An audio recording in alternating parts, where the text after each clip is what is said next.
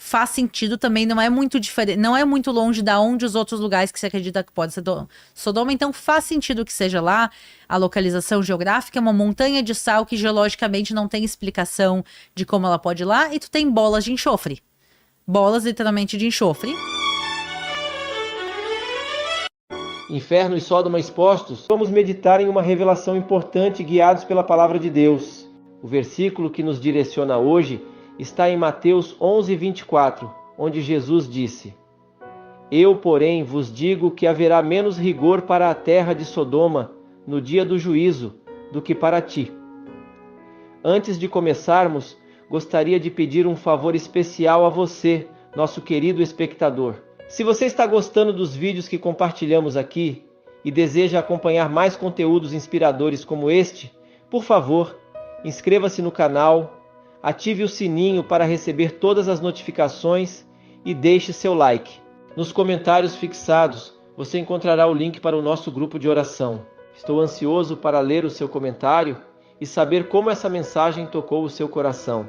Sua participação é fundamental para continuarmos trazendo mensagens edificantes e de qualidade para vocês. Agora vamos juntos explorar as profundezas desta revelação sobre Aline Selkis com revelações de Sodoma exposta. Então, o Mar Morto está com um monte de fenômenos muito diferentes. E aí a gente pode interpretar isso depois. Mas o que está acontecendo é o seguinte, o Mar Morto está recuando. Ele está recuando hoje em dia, baixando o nível 1 metro por ano. Então, tem zonas que o Mar Morto já recuou alguns quilômetros. Então, imagina que tinha um Mar Morto e ele recuou. E onde o Mar Morto está recuando, estão abrindo crateras. Que essas crateras a gente chama de bolanes. E os bolanes estão se enchendo de água. Então, pensa que abre uma cratera e muitas vezes a cratera está brotando água de baixo e água doce. Não aquela água com enxofre. Não, e isso é bizarro, porque tu tá no Mar Morto, tu tá assim, olha... 2, 3 metros, tu tá água salgada, a água mais salgada do mundo, Mar Morto. Não consegue mergulhar, sua boia. Exatamente, tu tá boiando e do outro lado tu tem água doce brotando do chão. Oxe. E onde tá brotando essa água doce tá nascendo vida. Então em volta do Mar Morto, e é uma zona muito específica, que é o norte do Mar Morto, do lado de Israel, porque o Mar Morto também tem o lado jordaniano. Tá acontecendo só no norte do Mar Morto, de En-Gedi pra cima. E só do lado israelense, se abriram essas crateras, se encheram de água e tá nascendo um monte de vida lá. Então tu tem porcos selvagens, tu tem burricos selvagens lá, tu tem plantas, tu tem tamareiras, tu tem árvores frutíferas e pássaros, e o principal é que tem peixes. Peixinhos pequenos. Sim. Não são peixes, pessoal, são peixinhos pequenos. Mas por que isso chama tanta atenção? Porque em Ezequiel 47 tem uma profecia que fala que vai vir um rio de água doce de Jerusalém e vai correr ao Mar Morto. E quando ele chegar no Mar Morto, as águas vão ficar doces. E vai ter peixes e pescadores de En-Gedi a En-Eglaim, que é justamente a zona onde está acontecendo isso. Não é em todo o Mar Morto, não é do outro lado. É justamente na zona. Tá acabando tudo, cara. Tá acabando o mundo. Então, mas calma. Então, e daí é isso. Tá? Fala que vai ter árvores frutíferas, que tá tendo. Fala que vai ter peixes. Pescadores ainda não tem. Nunca vi ninguém pescando lá. Ainda, os peixinhos são desse tamanho. Deixa eles crescerem. Mas tem peixes, tem pássaros, tem as árvores frutíferas. Mas tá escrito que é engraçado, tá escrito que os charcos e os lamaçais vão continuar. Então tá cheio de vida, mas é um lamaçal horrível. Cada vez que eu vou lá, eu atolo, assim, às vezes, assim, até quase a cintura eu atolo na lama lá. Eu já fui algumas vezes lá filmar. Teve uma vez que eu voltei sem sapato, eu perdi meus 2 sapatos e uma meia. Então eu voltei só com uma meia do dia. Porque eles atolam na lama e a gente não consegue mais nem tirar, e tu vai ficando lá fica na bosta mesmo. E por isso, tem muitos fenômenos lá acontecendo que nos chamam muita atenção. E daí tem algumas questões, porque algumas coisas se encaixam e outras ainda não. Por exemplo, o Rio de Jerusalém. A água não tá vindo de Jerusalém? Sim, indiretamente. 2 maneiras tá vindo a água de Jerusalém. Primeiro, porque em Jerusalém chove. Quando em Jerusalém chove, a água tem 2 caminhos. Ela corre para o deserto e ela corre para o Mar Morto e desemboca no Mar Morto, porque Jerusalém é uma montanha.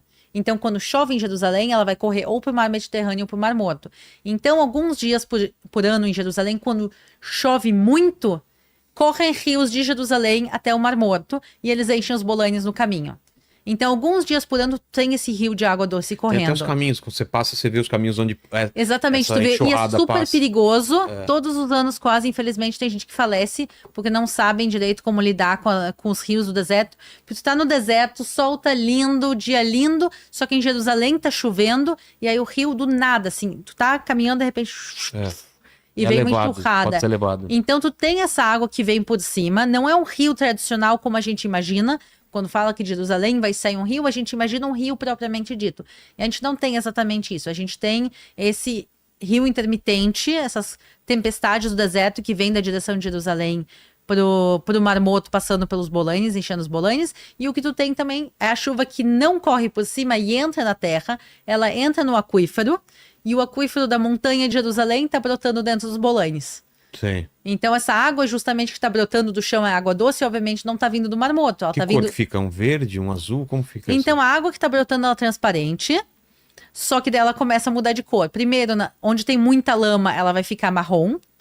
Só que se a água fica bem parada, ela baixa, mas também tem alguns bolanes que eles começam a ter algas. Então, tu tem bolanes verdes, tu tem bolanes azuis, tu tem bolanes brancos, tu tem marrons e tem às vezes vermelho e rosa também. Então, às vezes é lindo, porque tu tem, assim, às vezes tem uns vermelhos assim da cor de sangue até. Sim. Então, tu tem diferentes cores. E uma coisa é que tá, todos os dias, em média, abrem 2 novos bolanes. É um fenômeno que tá acontecendo muito rapidamente. Então, cada vez que eu vou lá, uma vez a cada não sei quantos meses, muda a aparência do lugar. Então, às vezes tu vai, um bolane que é vermelho hoje, amanhã ele vai secar. Tem bolanes que secam. Às vezes ele vai se juntar ao Mar Morto. Ele cresce, cresce, cresce, chega o Mar Morto, se junta e o Mar Morto salga ele de volta. Então, todo o tempo tá mudando. Não é assim, eu posso dizer como é que estão os bolanes hoje, porque o que tá hoje não vai ser amanhã já. Tem um vídeo seu que é das Portas do Inferno lá em Cesareia. Eu fui em Cesareia. O que é isso? Então, tem 2 Cesareias. Tem Cesareia Marítima e Cesareia Filipe. Eu fui na Marítima, então. Então, não. Tu não foi pro inferno ainda. Onde é essa daí? Então, na fronteira com o Líbano. É um dos lugares que está sendo bombardeado. Das sirenes, tô com muita sirene lá. Então, um local que é conhecido biblicamente como Cesareia Filipe, se vocês buscarem no mapa, é chamado de Pânias, ou Bânias com B. Normalmente no mapa vai aparecer Bânias com B. Era uma cidade pagã que tinha um culto pagão ao deus Pan. O deus Pan era metade bode, metade pessoa. Eles tinham lá culto a Pan e parte do culto eram cabritos adestrados dançantes.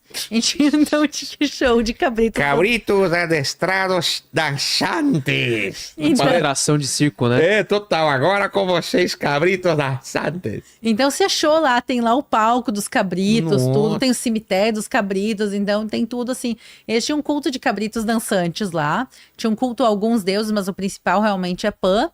E do lado tinha ainda tem a caverna, que hoje em dia tá seca, mas era uma caverna com um poço de água sem fundo, parecia.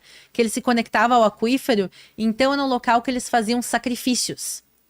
E eles lá jogavam animais para serem sacrificados, eles faziam sacrifícios, e aquela entrada, aqueles sacrifícios, o sangue, tudo, aquilo tinha uma associação muito grande com Hades, da mitologia grega. Lá era um culto greco-romano. Então, tinha lá uma associação muito grande com Hades e com o culto do inferno também. E por isso, Jesus leva Pedro e alguns dos discípulos até lá.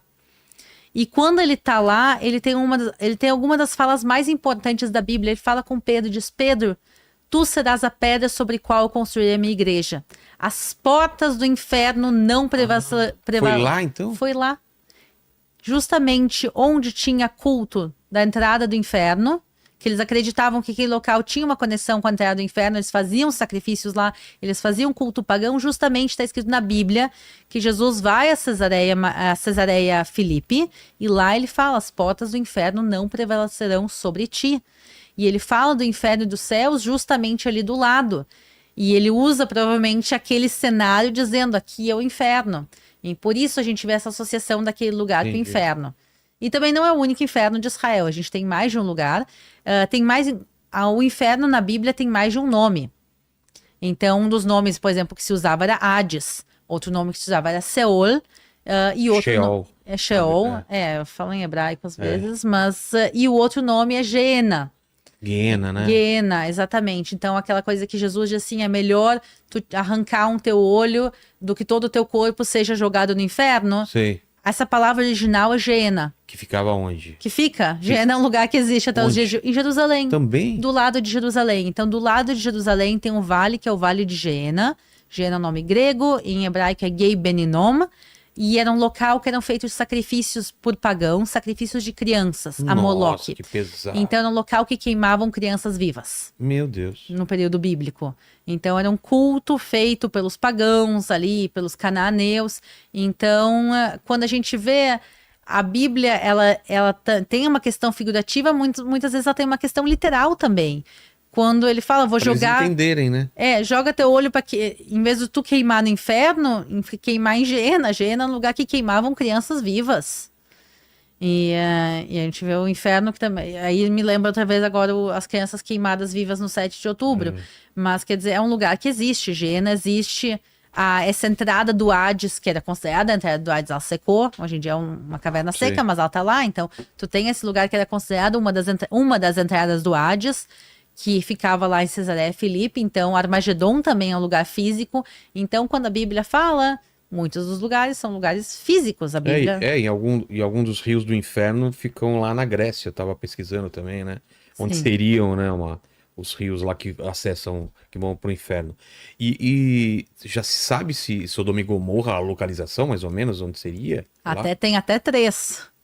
3 localizações? Como assim? Sim, tem 3 lugares que se acreditam São possíveis. são possíveis lugares. Porque quando a gente fala de arqueologia ou de tradição, se a gente não acha uma placa original dizendo esta é Sodoma, é um pouco difícil. Então tem algumas teorias.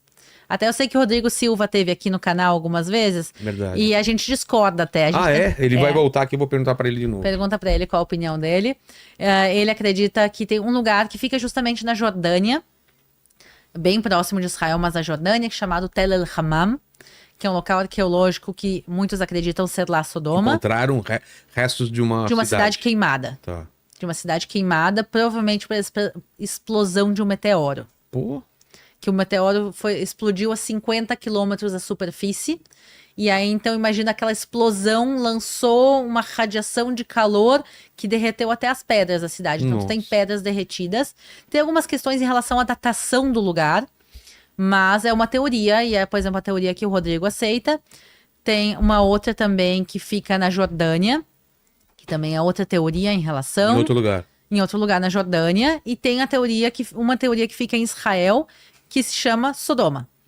O nome do lugar se chama Har Sodom, Monte Sodoma. Então, o local é chamado de Sodoma até os dias de hoje. E é um lugar muito diferente. O que tem lá? Imagina que tu tá na frente do Mar Morto, exatamente na frente do Mar Morto, e tem um monte de montanhas ali. Todas as montanhas de pedra. Tu imagina que é uma montanha feita de quê? De pedra. Então, tem um monte de montanhas de pedra. Não é perto lá de Massadas, não, né? É perto, assim, fica uns 25 minutos de estrada de Massada. Mais ao sul. E lá tu tem todas essas montanhas, e no meio de todas as montanhas tu tem uma montanha que é uma montanha de sal. Mas Sim. tem restos de alguma coisa lá? Então, lá o que tu tem é uma montanha feita, uma montanha gigantesca de sal, que é um negócio muito bizarro, que não se encaixa com nada que tem só ali. Só ela é de sal? Só ela é de sal, o resto não bizarro. é. É bizarro, assim, uma montanha, assim, eu entrei dentro, eu rastejei, a montanha é de sal, assim, tipo, Sim. é uma montanha gigantesca de sal. Estaria lá embaixo, então. A tradição é isso, não tem a cidade lá, o que se fala que talvez tudo seja transformado em sal, o que a gente tem o sal era onde ficava a cidade, que a cidade não existe mais. Então é um lugar muito estranho. Por um lado tu tem o sal, a localização faz sentido também, não é muito diferente, não é muito longe da onde os outros lugares que se acredita que pode ser Sodoma, então faz sentido que seja lá. A localização geográfica é uma montanha de sal que geologicamente não tem explicação de como ela pode ir lá, e tu tem bolas de enxofre. Bolas literalmente de enxofre, que se tu faz um isqueirinho do lado, elas queimam até os dias de hoje com fogo azul. Nossa!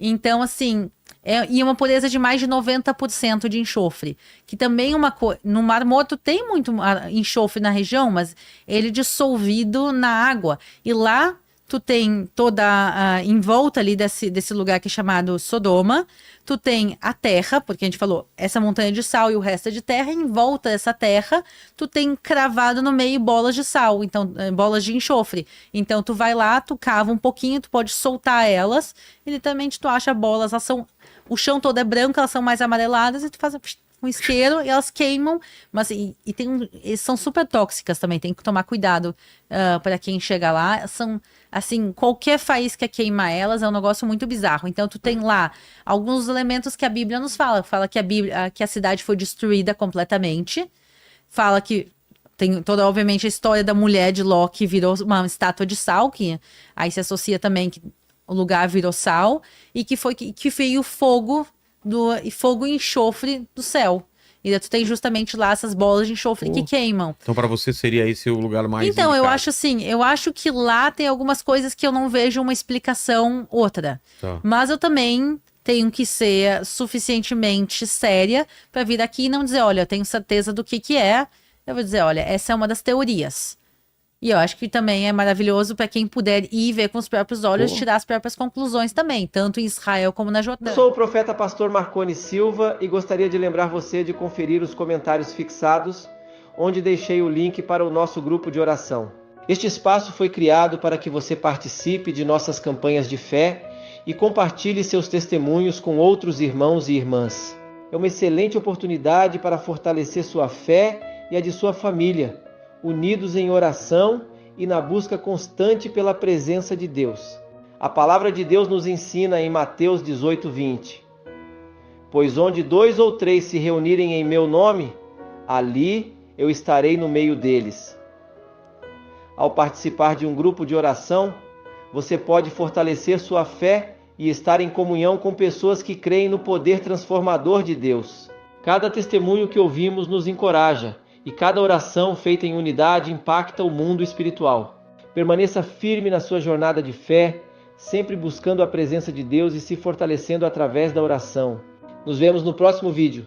Que a graça e a paz do Senhor estejam com você e sua família, abençoando e protegendo abundantemente